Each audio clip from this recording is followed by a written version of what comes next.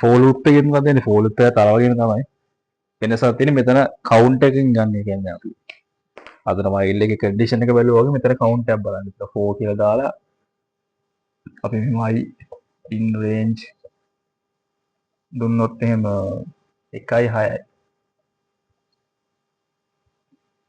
දැන් ප්‍රින්ට් කරොත් අර වගේම i එක කලින් වගේ තමයි එන්නේ. දැන් මෙතන වෙන්නේ එකෙන් පටන් අරගෙන මෙතන ස්පේස් ඇති යන 2 3 4 5 වගේ වෙන අතර ස්පේසස් තියෙනවා. ඒක 6 කෙනෙක් ගන්න නැහැ. එකෙන් පටන් ගන්න 6 අතහැරලා ඒ වෙනකන් තියෙන නම්බර්ස් ටික තමයි යාගේ. පොත් ගහලා බලන්න.